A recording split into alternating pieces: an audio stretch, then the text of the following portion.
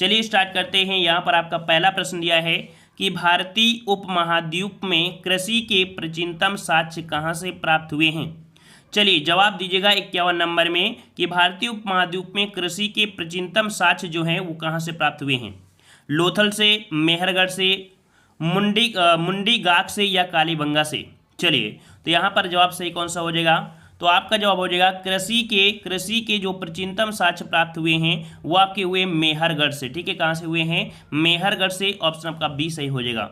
अगला आपसे पूछा गया है कि भारतीय पुरातत्व सर्वेक्षण निम्नलिखित विभागों या मंत्रालयों में से किसका संलग्न कार्यालय है। ठीक है ना, तो जो भारतीय पुरातत्व सर्वेक्षण आपका विभाग है, ठीक है, ये किसका संलग्न कार्यालय है, तो आपका जवाब कौन सा बनेगा, आपका जवाब हो जाएगा ये है आपकी संस्कृति का। किसका है, तो आपकी संस्कृति का है। ऑप्शन आपके यहाँ पर बी हो जाएगा संस्कृति। ठीक है, चलिए अगले प्रश्न आते हैं। प्रश्न आपसे अगला पूछा गया है कि चंदूदड़ों के उत्खननकर्ता निर्देशन किया था, मतलब जो चंदूदड़ों के उत्खननकर्ता थे वो आपके कौन थे, इसका निर्देशन जो दिया था किसने दिया था। यहाँ पर आपका जवाब कौन सा हो जाएगा, तो देखो चंदूदड़ों के हैं ये हैं आपके J.H. कैमे, J.H. मैके। यहाँ पर ऑप्शन आपका हो जाएगा J.H. मैके ने उत्खनन के जो चंदूदड़ों है उसके उत्खनन का निर्देश किया था। ठीक है, J.H. आपका मैके हो जाएगा। अगला आपसे पूछा है उपनिषद पुस्तकें जो आपकी हैं वो किस पर आधारित हैं। उपनिषद पुस्तकें जो आधारित हैं वो किस पर हैं। यहाँ पर सही जवाब क्या हो जाएगा, धर्म पर या योग पर या विधि पर या आपका दर्शन पर। तो उपनिषद जो पुस्तकें हैं वो आपके दर्शन पर आधारित हैं। ठीक है, ऑप्शन राइट आपका यहाँ पर बनेगा कौन सा, ऑप्शन आपका डी हो जाएगा, दर्शन पर आपके आधारित हैं। अगला प्रश्न आपका दिया है निम्नलिखित में से किसने आर्यों के आदि देश के बारे में लिखा था। तो आर्यों के आदि देश के बारे में आपको पता होगा कि जो आपके आर्य लोग हैं वो आपके मध्य एशिया से आए थे। ठीक है ना, तो आर्यों के आदि देश के बारे में जो लिखा है किसने लिखा है। यहाँ पर आपका राइट आंसर आपका कौन सा हो जाएगा, शंकराचार्य, यानी बेसेंट, विवेकानंद या बाल गंगाधर तिलक। तो आपका जवाब हो जाएगा डी नंबर, बाल गंगाधर तिलक ने आर्यों के आदि देश के बारे में लिखा था। ऑप्शन आपके यहाँ पर डी सही हो जाएगा। ठीक है, अगले प्रश्न आते हैं। प्रश्न आपसे अगला है सारनाथ की भूमि स्पर्श मुद्रा वाली जो आपकी बुद्ध प्रतिमा पर कलांकित है, मतलब जो सारनाथ की भूमि स्पर्श वाली मुद्रा वाली जो आपकी बुद्ध की प्रतिमा है ना, वो आपकी किस काल से कलंकित है। कह सकते हैं कि ये जो आपकी संबंधित है, ये जो आपकी संबंधित है, तो आपका जवाब हो जाएगा यहाँ पर कुषाण काल, मौर्य काल या गुप्त काल या राजपूत काल।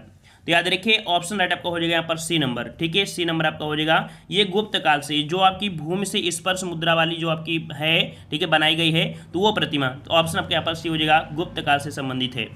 और यहाँ पर आपसे अगला पूछा गया है, कह रहा है उत्तराखंड में सम्राट अशोक की शिलालेखों की एक प्रति कहाँ मिलती है। उत्तराखंड में सम्राट अशोक की शिलालेखों की एक जो आपकी कह सकते हैं प्रति है, या आपकी कहाँ पर मिलती है। ठीक है, प्रति आप देखते हैं जैसे आपकी फोटो कॉपी होती है सेम टू सेम, ऐसे बोल लीजिए, है ना। तो यहाँ पर आपका जवाब हो जाएगा, आपका जवाब हो जाएगा ऑप्शन डी, आपके कालसी में। ठीक है, उत्तराखंड में एक जगह पड़ता है कालसी, वहाँ पर आपके सम्राट अशोक की शिलालेखों की आपकी कह सकते हैं प्रति है, मतलब एक कह सकते हैं सेम टू सेम आपकी फोटो कॉपी वहाँ पर भी है। ठीक है, ऑप्शन आपका डी हो जाएगा कालसी में। अगला पूछा है कोडार का सूर्य मंदिर किसने बनवाया था। कोडार का सूर्य मंदिर किसने बनवाया था। कोडार का सूर्य मंदिर जिसे हम लोग ब्लैक पोंडा के नाम से जानते हैं, ठीक है ना, जो आपके यहाँ पर देख सकते हैं उड़ीसा में है। और यहाँ पर आपका नरसिंहदेव वर्मन, राजेंद्र चोल, अशोक या कृष्णदेव राय। तो आपका जवाब कौन सा हो जाएगा, आपका जवाब हो जाएगा ये नंबर, नरसिंहदेव वर्मन है। ठीक है, नरसिंहदेव वर्मन, ये नंबर आपका हो जाएगा। अगला है भूगोल में गल्फ स्ट्रीम से तात्पर्य क्या है। भूगोल आपने ज्योग्राफी में पढ़ा होगा कि जो आपकी गर्म जो आपकी कह सकते हैं हवाएं होती हैं, ठीक है, समुद्र में आपकी होती हैं, जो आपकी हवाएं चलती रहती हैं, हमेशा चलती हैं। कुछ आपके भूमध्य रेखा में आपकी होती हैं जो आपकी हवाएं इस प्रकार से कुछ चला करती हैं, ठीक है ना। कुछ हवाएं आपकी कह सकते हैं कि बाहर जो आती हैं, मतलब बाहर से, मतलब कह सकते हैं जो आपके ध्रुवीय क्षेत्रों से आती हैं। तो ये एक प्रकार के हैं क्या, इन्हें हम लोग क्या कहेंगे, तो ये एक होती हैं उष्ण महासागरीय धारा। ठीक है, भूगोल में गल्फ स्ट्रीम से तात्पर्य क्या है, तो आपका जवाब हो जाएगा एक उष्ण महासागरीय धारा है। ठीक है, गल्फ स्ट्रीम कैसी है, एक गर्म जलधारा है। तो ऑप्शन नंबर आपका ए सही हो जाएगा। अगला पूछा गया है निम्नलिखित में से किस देश की सीमा इराक के साथ नहीं लगती है। इराक के साथ देखो कौन सी नहीं लगती है, तो यहाँ पर देखो इराक के साथ जॉर्डन की सीमा है, सीरिया की भी है और आपकी टर्की की है, लेकिन लेबनान की नहीं है। ठीक है, लेबनान की नहीं लगती है, तो ऑप्शन डी हो जाएगा लेबनान। ठीक है, अगला पूछा गया है निम्नलिखित देशों में से किसमें सबसे अधिक भूमि के प्रतिशत पर खेती की जाती है। मतलब खेती की जाती है जो आपकी मैक्सिमम परसेंटेज में देखा जाए तो आपकी कहाँ पर होती है, खेती करने वाली जो ज़मीन है वो आपकी मैक्सिमम कहाँ पर है, तो ये आपका जवाब हो जाएगा भारत में। ठीक है, भारत में ये आपकी होती है जो आपकी कृषि की जाती है प्रतिशत के आधार पर। ठीक है, अगला पूछा गया है संयुक्त राज्य जो आपका दिया है, संघ राज्य जो दिया है पुदुचेरी, पुदुचेरी की सीमा किसके साथ नहीं लगती है। हमने आपको बताया था पुदुचेरी जो आपकी है वो आपके कह सकते हैं 3 आपके राज्यों में बटा हुआ है। 3 राज्यों में अगर देखा जाए तो यहाँ पर कह सकते हैं कि देखो ये आपके तमिलनाडु में भी पड़ता है, आंध्र प्रदेश में भी इसका एक जिला है और आपके केरल में भी आपका जो केरल में आपका माहे भी है ना। तो यहाँ पर कह सकते हैं ये 3 आपके राज्यों में इसकी सीमा है ना। ये 3 राज्यों में इसके आपके कह सकते हैं जिले विस्तारित हैं, लेकिन आपके कर्नाटक में इसकी कोई भी सीमा आपकी साझा नहीं करती है। ऑप्शन ए पर आपका ए हो जाएगा कर्नाटक। अगला प्रश्न आपका है विजयवाड़ा किस नदी के किनारे स्थित है, विजयवाड़ा किस नदी के किनारे स्थित है। यहाँ पर 63 का जवाब देना है। चलिए विजयवाड़ा कहाँ पर है, तो आपकी कावेरी है, कृष्णा है, महानदी है और आपकी ताप्ती है।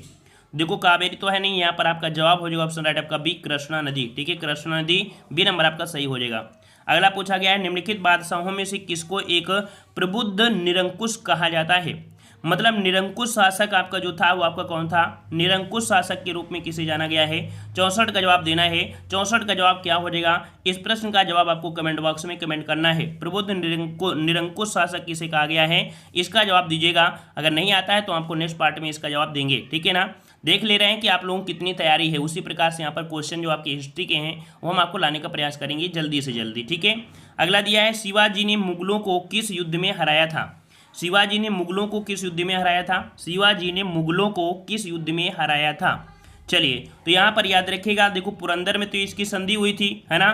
तो यहाँ पर कह सकते हैं जो आपका सलाहार का एक युद्ध हुआ था। ठीक है, सलाहार का एक युद्ध हुआ था जिसमें से शिवाजी ने मुगलों को हराया था। तो यहाँ पर 65 का ऑप्शन आपका कौन सा बनेगा, 65 का ऑप्शन राइट आपका जवाब आपका बनेगा यहाँ पर आपका सी नंबर। ठीक है, कौन हो जाएगा आपका सी नंबर आपका यहाँ पर सही जवाब आपका हो जाएगा। ठीक है, और यहाँ पर अगले प्रश्न आते हैं। प्रश्न आपसे अगला पूछा गया है कि बंगाल में निम्न में से कौन सा कारखाना डचों ने स्थापित किया था। बंगाल में जो डचों ने अपना कारखाना स्थापित किया था वो आपका कौन सा था। चलिए यहाँ पर जवाब दीजिएगा, सभी लोग जवाब दीजिएगा। तो यहाँ पर देखो ऑप्शन राइट आपका बनेगा, ऑप्शन राइट आपका बनेगा 66 का जवाब आपको बनेगा आपके देखो 1627 ईस्वी में। ठीक है, 1627 ईस्वी में इन्होंने स्थापित किया था पिपली। ठीक है, एक जगह पड़ती है पिपली। तो यहाँ पर कह सकते हैं कि आपका जवाब इनमें से देखो बंदेल दिया है, वैसे बुंदेल होना चाहिए, चिनसूरा है, हुगली है और आपका श्री रामपुर। यहाँ पर 66 का ऑप्शन आपका बनेगा आपका बी नंबर या आपकी चिनसूरा में। ठीक है, कहाँ पर आपका चिनसूरा में। तो आपका जवाब आपका बी हो जाएगा चिनसूरा। ठीक है, और ये बंगाल की बात किया है ना, इस कारण से बीराम का आपको हो जाएगा। ठीक है, अगले प्रश्न आते हैं। प्रश्न आपसे अगला पूछा गया है, कह रहा है कि भारत की विधायिका को द्विसदनी प्रथमता बनाया गया था। मतलब भारत की जो आपकी द्विसदनी व्यवस्था है ना, भारत में जो द्विसदनी व्यवस्था है ये आपकी कब बनाई गई थी, कब से आपका सिस्टम आपका लागू हुआ। तो एक आपका अधिनियम आया था, आपने सुना होगा 1919 का अधिनियम। ठीक है, 1919 द्वारा राज्य की विधायिका को द्विसदनी बनाया गया था। तो यहाँ पर जवाब कौन सा हो जाएगा, जवाब हो जाएगा ऑप्शन राइट आपका यहाँ पर डी नंबर, भारत शासन अधिनियम 1919 में द्विसदनी व्यवस्था आपकी बन गई थी। ठीक है, अगला प्रश्न आपका दिया है पंचायत के सदस्य होते हैं, पंचायत के जो सदस्य होते हैं कौन कौन होते हैं। तो आपको हमने बताया था कि जो आपका 73वां संविधान संशोधन है। ठीक है, 73वां संविधान संशोधन है, उसमें से कह सकते हैं इसके बारे में आपको बताया गया है। ठीक है, जिसमें से सदस्यों का निर्वाचन संबंधी निर्वाचन क्षेत्र मतदाताओं द्वारा आपका होता है, ये सब आपको बताया गया है। तो यहाँ पर 68 का ऑप्शन जो आपका 68 का है, 68 का जवाब बी हो जाएगा, संबंधित निर्वाचन क्षेत्र के मतदाता गणों द्वारा, है ना। तो पंचायत के सदस्य होते हैं जो आपके निर्वाचन क्षेत्र है, तो मतदाता जो आपके होते हैं गण होते हैं, इनके आपको हो जाएगा। ठीक है, अगला प्रश्न आपसे पूछा गया है सामूहिक खपत से क्या मतलब है। सामूहिक खपत क्या होता है, तो आपका देखिए सामूहिक खपत हो गया घरेलू खपत। जो घरेलू खपत होती है उसे हम लोग सामूहिक आपका खपत कहते हैं। ठीक है, तो ऑप्शन यहाँ पर आपका ए हो जाएगा। अगला दिया है कि आपसे फिलिप्स वक्र किन दो के बीच अपने संबंधों को प्रदर्शित करती है।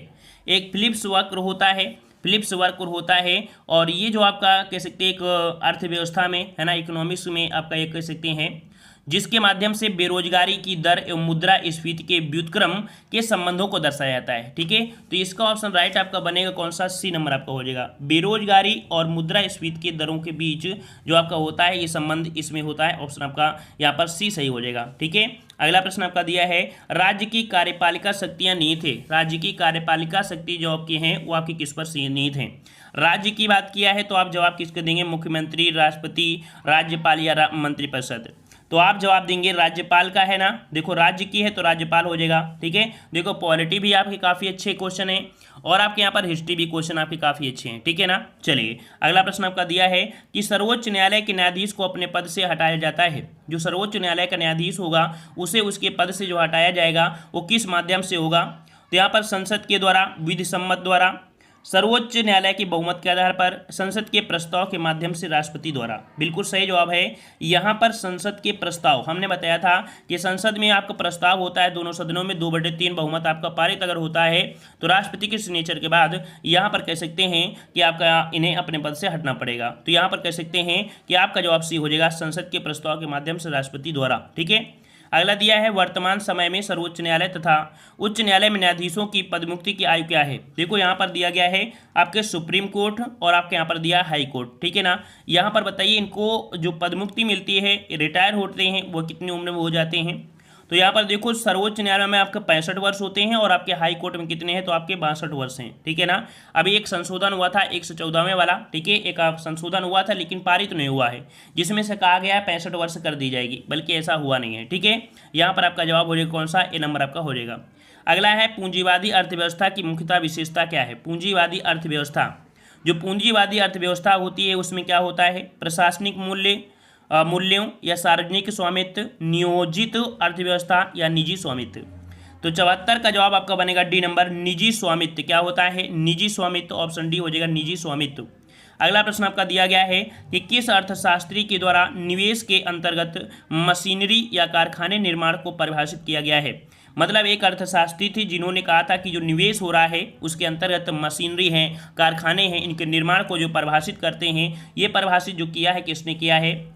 यहाँ पर आपका जवाब हो जाए ऑप्शन राइट आपका बी, आपके जे.एम. कीन्स। ठीक है, आपके कौन है, जे.एम. कीन्स ने परिभाषित किया है कि जो निवेश है, निवेश के अंतर्गत आपके मशीनरी होते हैं, कारखाने निर्माण होते हैं। ठीक है ना, मतलब जब पैसा हम लोग इन्वेस्ट करते हैं किस पर करते हैं, मशीनों में करते हैं, कारखानों निर्माण करते हैं, और इसके बाद जो प्रोडक्ट बन जाता है तो आपको ऑटोमेटिक पैसे आपको आने लगेंगे। ठीक है, ऑप्शन आपका यहाँ पर हो जाएगा जे.एम. कीन्स।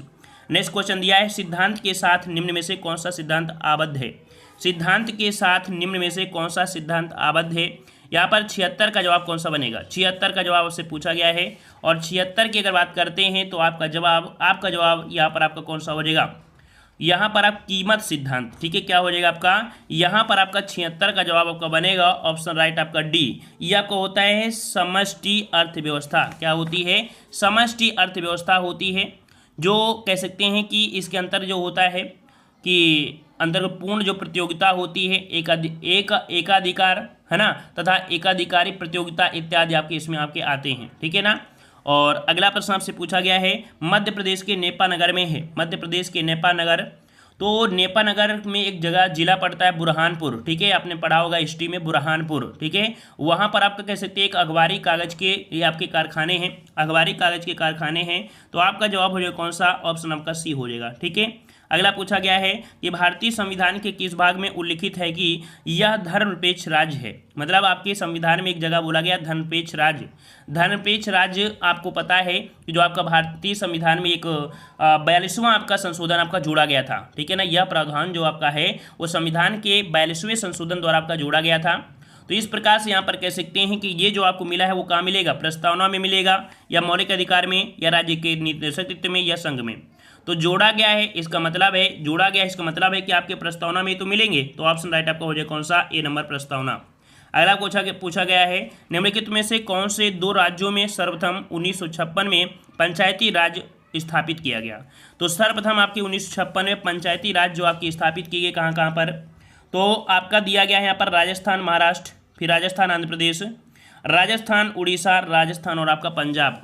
तो आपका जवाब यहाँ पर 79 का कौन सा बनेगा? 79 का जवाब आपका बनेगा यहाँ पर बी नंबर, राजस्थान और आपके आंध्र प्रदेश में किया गया था। सर्वप्रथम आपके राजस्थान में, फिर कह सकते हैं उसी दिन आपके यहाँ पर आंध्र प्रदेश में भी किया गया था। ठीक है ना, इस कारण से आपको ये दोनों पॉइंट आपको याद रखना है। ठीक है, अगला दिया है कि भारत की लोकसभा में सदन का नेता नाम निर्देशित किया जाता है।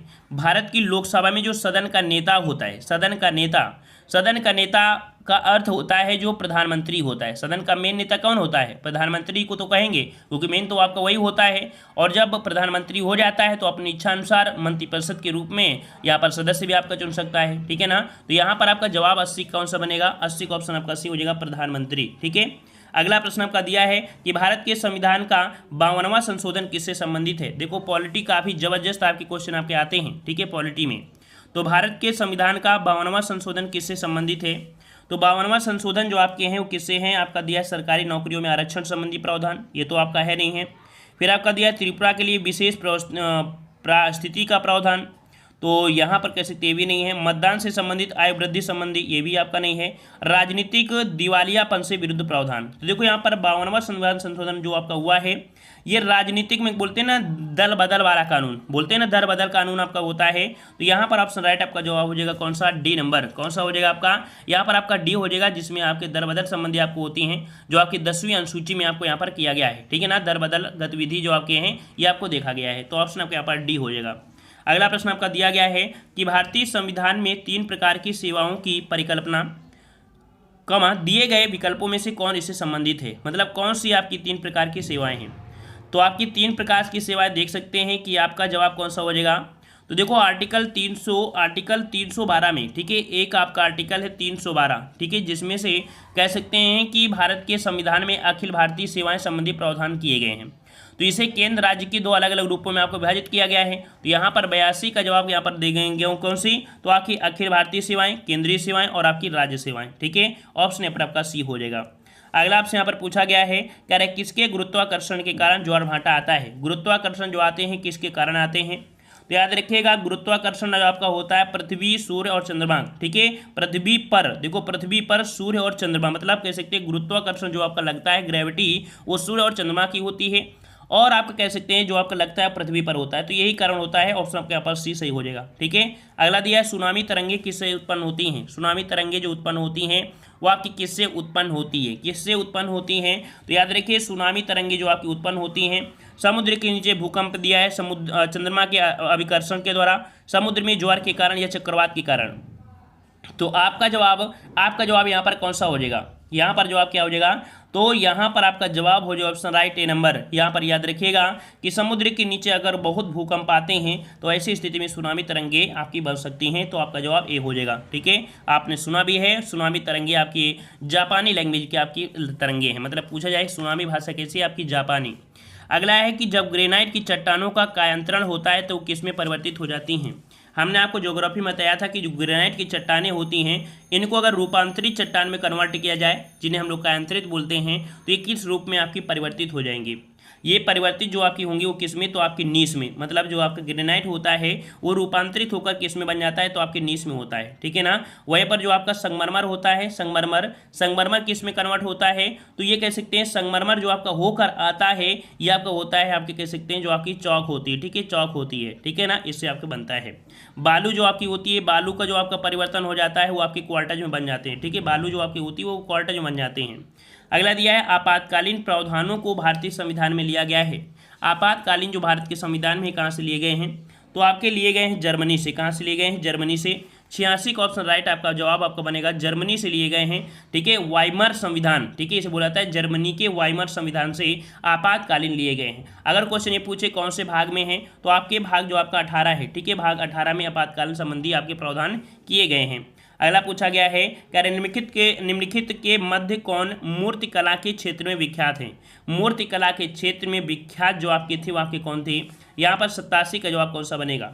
तो मूर्तिकला में आपके हैं किंकर से याद रखिएगा राम किंकर बैज। ठीक है, कौन है आपके? राम किंकर बैज, ये आपके संबंधित है, जो मूर्तिकला से आपके संबंधित आपके हैं। ठीक है, इन्होंने देखा जाए तो आधुनिक मूर्तिकला को स्वरूप देने में अग्रणी भूमिका इन्होंने ही निभाया है। ठीक है, अगला पूछा गया है कि लाइफ डिवाइन किसके द्वारा लिखित पुस्तक है? लाइफ लाइफ डिवाइन जो कि आपके दार्शनिक विषयों पर लिखी गई एक रचना है और इसके रचनाकार आपके कौन हैं, तो आपने बहुत बार सुना होगा श्री अरविंद घोष। इसका राइट आंसर आपका हो जाएगा श्री अरविंद घोष हो जाएगा, जो कि ऑप्शन कहाँ पर दिया गया है, श्री अरविंद घोष। जी हाँ, ऑप्शन आपका दिया गया है डी नंबर। ठीक है, कौन सा आपका हो जाएगा, डी नंबर आपका यहाँ पर सही हो जाएगा। अगला है, निम्नलिखित में से कौन सा यहूदी धर्म का पाठ है। यहूदी वाले जो आपके धर्म है, यहूदी धर्म में जो आपका पाठ होता है ये क्या आधारभूत मानते हैं, तो ज्ञान तथा शिक्षाएं, ये यहूदी लोगों के लिए दी गई आपकी है। तो यहाँ पर टोरा, यहाँ पर आपका जवाब हो जाएगा 89 नंबर में, 89 का जवाब आपका बी हो जाएगा टोरा। ठीक है, टोरा जो आपका है, टोरा ये टोरा में क्या होता है, यहूदी धर्म के आधारभूत ज्ञान दिए गए हैं और शिक्षाएं दी गई हैं। ठीक है, यहूदी लोगों के लिए आपकी यहाँ पर सब कुछ आपको मिल जाएगी इसी में। ठीक है, मतलब उनके धर्म की जो केंद्रीय अवधारणाएं हैं यही स्पष्ट करता है आपका टोरा। अगला दिया है कि स्टैचू ऑफ लिबर्टी किस देश का राष्ट्रीय प्रतीक है। Statue of liberty, statue of liberty जो कि देखा जाए स्वतंत्रता से पूर्व पूरे विश्व की प्रकाशित, मतलब कह सकते हैं पूरे विश्व में आपका था, यही आपको वैसे भी रहा है, जो कि न्यूयॉर्क हार्बर में आपका स्थित है। ठीक है, आपके 1886 में फ्रांस द्वारा उपहार में दिया गया था अमेरिका को। ठीक है, अगर क्वेश्चन पूछे कि जो आपकी स्टैचू ऑफ लिबर्टी है, ठीक है ना, ये जो आपकी है ये गिफ्ट में अमेरिका को किसने दिया है, तो आपके फ्रांस ने दिया था। आपके कब दिया था, तो 28 अक्टूबर 1886 में दिया था, जो कि न्यूयॉर्क में आपका है हार्बर में। ठीक है, अगला पूछा है संयुक्ता प्राणिग्राही किस नृत्य से संबंधित है। ये भी क्वेश्चन आपके यहाँ पर हमने आपको बता भी दिया है। हमने कब बताया था, जब हमने आपको स्टैटिक जीके क्लास लिया था। तो संयुक्ता प्राणिग्राही किस संबंधित हैं, किस नृत्य से संबंधित हैं, ये जो आपकी संबंधित है याद रखिएगा ऑप्शन डी, ये आपके ओडिसी नृत्य आपका नर्तक हैं। ठीक है, नृत्यांगिनी हैं आपकी संयुक्ता प्राणिग्राही, ऑप्शन डी हो जाएगा ओडिसी नृत्य। अगला निम्नलिखित में से कौन चित्रकला से संबंध है। चित्रकला से संबंधित जो आपके हैं कौन है, चित्रकला से संबंधित हैं आपके अमृता शेरगिल। ठीक है, कौन संबंधित हैं, तो चित्रकला से संबंधित हैं आपकी अमृता शेरगिल हैं। यहाँ पर 92 का ऑप्शन राइट आपको हो जाएगा यहाँ पर ए नंबर। ठीक है, अगर क्वेश्चन ये पूछे कि यहाँ पर इनका समय मतलब चित्रकला, एक प्रसिद्ध आपके चित्रकार रहे हैं और पंजाब के सिख परिवार से संबंधित है। ठीक है, पंजाब के सिख परिवार से संबंधित है। अगले प्रश्न का आते हैं, प्रश्न आपसे अगला है कि भारत में प्रथम मकबरा जो शुद्ध इस्लामी शैली में निर्मित हुआ है। ये भारत का प्रथम मकबरा है जो शुद्ध इस्लामी भाषा में, इस्लामी तौर पर और इस्लामी तौर पर निर्मित किया गया ये प्रथम मकबरा है, जो कि बलबन द्वारा दिल्ली में आपके जो आपका किला है, ठीक है, दिल्ली में किला जो आपका है राय पिथौरा के समीप बनाया गया है। तो यहाँ पर आपका जवाब हो जाएगा 93 का जवाब कौन सा बनेगा, आपका जवाब हो जाएगा बी नंबर, बलबन का मकबरा है जो शुद्ध इस्लामी शैली में आपका निर्मित किया गया है। ठीक है, अगला पूछा गया है तुलसीदास किसके समकालीन थे। तुलसीदास किसके समकालीन थे, तुलसीदास किसके समकालीन थे, 94 का जवाब दीजिएगा। तो देखो गोस्वामी तुलसीदास, देखो अकबर तो आपका लगभग समय आपका वही है और उन्हीं के समय आपके जहांगीर भी थे, मतलब कह सकते हैं कि यहाँ पर जवाब जो आपका हो जाएगा अकबर और जहांगीर। ठीक है, अकबर और जहांगीर, ऑप्शन आपका यहाँ पर ए आपका सही हो जाएगा। तुलसीदास से अगर क्वेश्चन पूछे लगभग कितने ग्रंथ लिखे हैं, तो तुलसीदास ने लगभग आपके 25 ग्रंथ लिखे हैं, जिनमें रामचरितमानस विनय पत्रिका सर्वोत्तम आपकी है। ठीक है, और याद रखिए तुलसीदास का दरबार में कोई भी संबंध नहीं था, इनका दरबार से आने जाने से कोई मतलब नहीं था, बस समकालीन थे। इसका मतलब ये नहीं कि उनके दरबार में वो जा रहे थे। ठीक है, चलिए अगले प्रश्न आते हैं। प्रश्न आपसे अगला है निम्नलिखित में से किसे भारत का सादी कहा गया है। भारत का सादी किसे कहा गया है, भारत का सादी किसे कहा गया है, यहाँ पर आपका जवाब सही कौन सा हो जाएगा, 95 का ऑप्शन राइट आपका बनेगा। यहाँ पर आपका भारत का सादी कहा गया है अमीर हसन को, किसे कहा गया है, अमीर हसन को कहा गया है। 95 का ऑप्शन आपका यहाँ पर हो जाएगा अमीर हसन ए देहलवी, है ना, ये आपने पूरा सुना होगा, अमीर हसन ए देहलवी। उनकी उच्च गजलों के कारण ही उन्हें भारत का सादी कहा गया था। क्यों, क्योंकि ये गजल बहुत लिखते थे। ठीक है ना, इसलिए कहा जाता है। और बलबन के दरबार में देखा जाए तो फारसी के प्रसिद्ध कवि आपके अमीर खुसरो और आपके अमीर हसन देहलवी रहते थे। ठीक है, बलबन के दरबार में। अगला आपसे यहाँ पर पूछा गया है क्वेश्चन, आपसे यहाँ पर कह रहा है निम्नलिखित में से भारत की प्रथम बोलती फिल्म आपकी कौन सी है। भारत की प्रथम बोलती फिल्म, यहाँ पर याद रखिएगा कि प्रथम बोलती फिल्म आपकी जो आई थी वो आपकी 1931 में, कब आई थी, तो आपकी 1931 में आई थी, 1931 में आपकी आई थी। ये आपकी कौन सी थी, इसका जवाब आपको कमेंट बॉक्स में कमेंट करना है। ठीक है ना, और एक मुख्य फिल्म आई थी राजा हरिश्चंद्र वाली, है ना, तो यहाँ पर आपसे बोलती वाला पूछा गया है, इसका जवाब आपको कमेंट बॉक्स में कमेंट करना है। ठीक है, हमने पूरा लगभग बता ही दिया है, बस आपको डायरेक्ट आंसर आपको बताना है। चलिए, प्रदोष दास गुप्ता निम्नलिखित में से किस क्षेत्र से संबंधित हैं। प्रदोष दास गुप्ता निम्नलिखित में से किस क्षेत्र से संबंधित हैं, 97 का जवाब कौन हो जाएगा। प्रदोष दास गुप्ता, याद रखिए ये कलकत्ता विश्वविद्यालय से आपके 1932 में, ठीक है, स्नातक कर रहे थे और यह मूर्तिकला के क्षेत्र के लिए जाने जाते हैं, ठीक है। इनका जन्म ढाका में हुआ था, इनका जन्म कहाँ हुआ था, ढाका में हुआ था। ये चित्रकला के लिए, मूर्तिकला के लिए, चित्रकला के, तो यहाँ पर आपका 97 का ऑप्शन आपका बनेगा ए नंबर, मूर्तिकला के लिए, ठीक है, मूर्तिकला के लिए। अगला पूछा है कि पद्मा सुब्रमण्यम किस प्रसिद्ध क्लासिकल नृत्य से संबंधित है, मतलब कौन सा आपका डांस है जिसके लिए प्रसिद्ध है आपके पद्मा सुब्रमण्यम। तो यहाँ पर देखो इनके थोड़े से आपको पता चल रहा है कि दक्षिण भारत में है, जो कि आपका भारतनाट्यम, ठीक है, भारतनाट्यम से संबंधित है पद्मा सुब्रमण्यम, ठीक है। ऑप्शन आपका यहाँ पर सी हो जाएगा। अगला प्रश्न आपसे दिया गया है, कह रहा है निम्नलिखित में से कौन भारत की पहली महिला न्यायाधीश नियुक्त की गई थी। भारत की पहली महिला न्यायाधीश जो आपकी थी वो आपकी कौन थी। 99 का जवाब कौन सा हो जाएगा, तो 99 का ऑप्शन राइट आपका सी हो जाएगा, फातिमा बीबी। कौन थी भाई, तो आपकी फातिमा बीबी थी, फातिमा बीबी आपका हो जाएगा ऑप्शन राइट आपका यहाँ पर सी सही हो जाएगा, ठीक है। और ये कह सकते हैं 6 अक्टूबर 1989 से आपके कह सकते हैं 92 तक आपकी रही थी, ठीक है। अगले प्रश्न का आते हैं। प्रश्न आपसे अगला है कि राज्यपाल को हटाने के लिए राष्ट्रपति को किसका परामर्श लेना होता है। राज्यपाल को हटाने के लिए राष्ट्रपति को किसका परामर्श लेना होता है। चलिए 100 का जवाब देना है। 100 में क्या हो जाएगा, मंत्रिपरिषद की जरूरत पड़ती है क्या, सर्वोच्च न्यायालय की पड़ती है क्या, संबंधित राज्यों की मुख्यमंत्री पड़ती है क्या, नहीं, इनमें कुछ नहीं होता है, इनमें से कोई इनका यहाँ नहीं होता है। जो यहाँ पर देखो उनको हटाने के लिए खुद निर्णय लेते हैं आपके कौन, तो आपके राष्ट्रपति होते हैं, जो आपके स्वविवेक से ही निर्णय लिया जाता है। तो ऑप्शन यहाँ पर आपका डी हो जाएगा, उपयुक्त में से कोई नहीं, ठीक है ना।